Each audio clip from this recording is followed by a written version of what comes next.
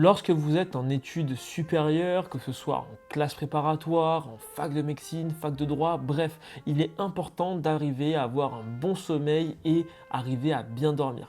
Un sommeil réparateur va vous permettre d'avoir plus de concentration, de maximiser votre apprentissage, bref, de mieux réussir. Découvrez 10 conseils pour arriver à mieux dormir. Certains sont parfois basiques, d'autres sont des vrais tips et vous allez réussir à avoir un meilleur sommeil pour tout cartonner lors de vos différentes épreuves, que ce soit des examens, des concours ou d'autres choses. Pour construire cette vidéo, nous nous sommes fondés sur des retours de médecins, de personnes qui sont spécialisées dans ces études-là pour pouvoir vous permettre d'avoir les meilleurs conseils. Encore une fois, certains sont basiques, d'autres vont être hyper utiles pour vous. Va dormir, t'es là, demain tu te lèves tôt. Ce premier fait justement partie des basiques, de savoir limiter les écrans avant de dormir, que ce soit des écrans d'ordinateur, de téléphone portable, de tablette. Cela va nuire à votre sommeil, à la concentration de votre cerveau qui va penser qu'il fait encore jour. Donc faites attention à bien éteindre tous les éléments et outils qui peuvent être lumineux environ 30, 45 à 1 heure avant de dormir afin de pouvoir vous mettre dans un état de repos et vous permettre de pouvoir dormir tranquillement et en toute sérénité. On comprend que ça peut être difficile pour certains qui s'endorment devant leur écran, qui veulent consulter des petits TikTok ou des mails avant de dormir, mais il faut vraiment le faire pour arriver à avoir un bon sommeil bien réparateur. Il faut éteindre son téléphone ou alors le mettre en mode avion pour ne pas premièrement avoir d'ondes qui peuvent être nuisibles on va dire pour vous sur du long terme et deuxièmement pour ne pas être tenté d'aller consulter des notifications en plein milieu de la nuit. Il n'y a rien de pire que casser son sommeil en plein milieu de la nuit et encore une fois il faut garder en tête que le sommeil fonctionne par cycle et donc c'est normal que parfois vous allez vous réveiller dans la nuit mais encore une fois il ne faut pas regarder son téléphone, cela peut être nocif pour vous, ça peut être négatif sur du court terme pour votre nuit mais aussi pour du long terme à cause des ondes qui circulent. Et là, la question que tout le monde se pose, c'est finalement, mais si en fait je n'ai pas mon téléphone, si je n'ai pas les écrans, comment je vais faire pour consulter quelque chose avant de dormir? Qu'est-ce que je vais faire? Je vais m'ennuyer? Absolument pas. Vous prenez un petit livre et ça va vous permettre de vous mettre dans un état de repos, de maximiser votre orthographe. On sait que c'est un vrai fléau pour les étudiants ces dernières années et ça va vous permettre surtout de vous détendre en tout apaisement avant d'aller dormir. Un petit bouquin, ça fait pas de mal et en plus de ça, on lit l'utile à l'agréable pour maximiser son niveau et son apprentissage. Même s'il faut maximiser le sport lorsqu'on est en études intensives pour pouvoir un petit peu relâcher la pression, se détendre et vraiment se recentrer sur soi, il ne faut absolument pas le faire et surtout de manière intensive avant d'aller dormir. Pourquoi? Parce qu'après vous allez être dans un état d'excitation qui va en fait tout simplement vous empêcher de dormir. Donc il faut éviter le sport avant d'aller dormir. Privilégiez peut-être quelques étirements, quelques respirations pour pouvoir être encore une fois dans un état de repos en mode chill, apaisé pour pouvoir bien dormir.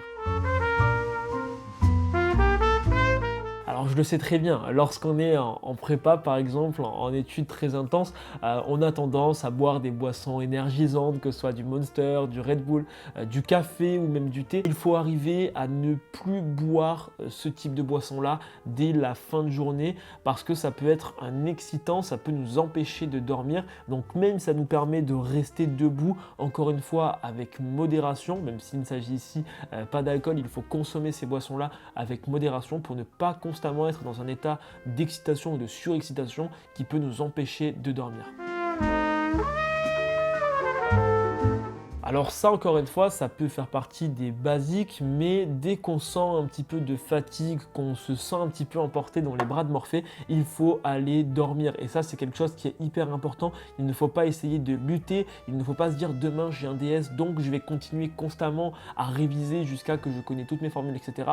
Non, privilégier le sommeil c'est la concentration, c'est s'assurer de maximiser son apprentissage et c'est surtout s'assurer d'avoir de bonnes performances. Par exemple, lors des concours en grande école, vous allez enchaîner des journées parfois de 8 heures d'affilée, donc rien de pire que d'arriver fatigué le jour du concours parce que c'est là où tout se joue. Donc encore une fois, on essaye d'aller dormir et on va dormir en fait, on n'essaye pas, on va dormir dès qu'on se sent fatigué parce que comme ça, on va pouvoir arriver à dormir plus facilement et surtout à avoir un bon sommeil réparateur.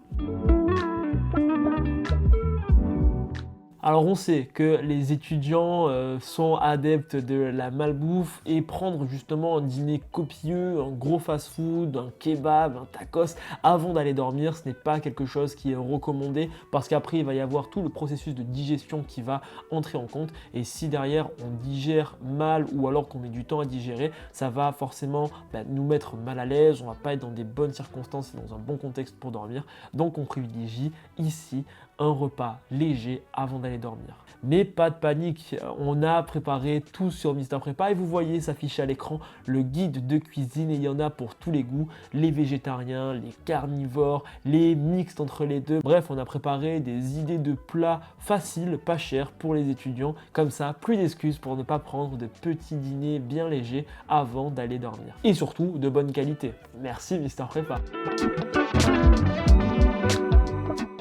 C'est très important d'arriver justement à dormir dans le noir complet. Et justement cette logique de bien couper les écrans pour ne pas en fait finalement être distrait en plein milieu de notre sommeil ou par exemple si on s'endort devant une vidéo, de voir justement quelques heures plus tard l'ordi encore allumé etc. avec toutes les ondes qui peuvent être négatives pour notre cerveau et notre corps de manière générale.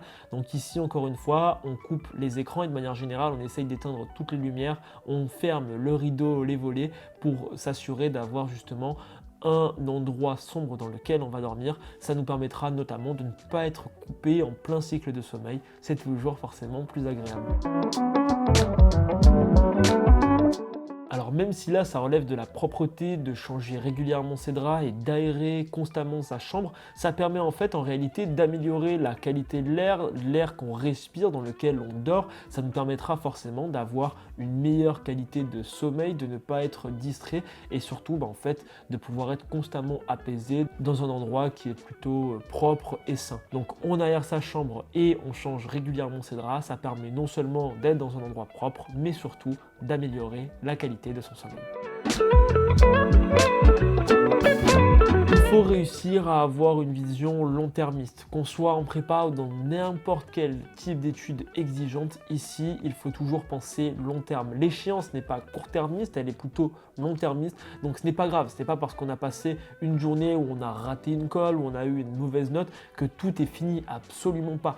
Pensez long terme et relâchez la pression chaque soir. C'est quelque chose qui est essentiel de se mettre un petit peu plus en off, de se déconnecter de toute la pression qu'on peut avoir parce qu'il n'y a rien de pire que constamment en arrivant le soir, en fermant les yeux avant de dormir, de se rappeler de toutes les formules mathématiques, de se dire ah non il fallait que je fasse ça plutôt que ça, etc. Parce que vous allez le faire le jour du concours et il n'y a rien de pire justement pour pouvoir en fait se rajouter une difficulté, une contrainte extérieure, un facteur exogène qui initialement n'était pas prévu. Donc on fait attention à faire table rase de tout ce qui s'est passé la journée, on relâche la pression et demain sera un autre jour. Voici les 10 conseils de Mister Prépa pour arriver à mieux dormir. On espère que ce format vous a plu. N'hésitez pas à nous dire quels conseils tu vas utiliser ou alors si tu as d'autres tips pour mieux dormir. C'était Dorian de Mister Prépa et on se dit à très vite. Attends, surtout, abonne-toi.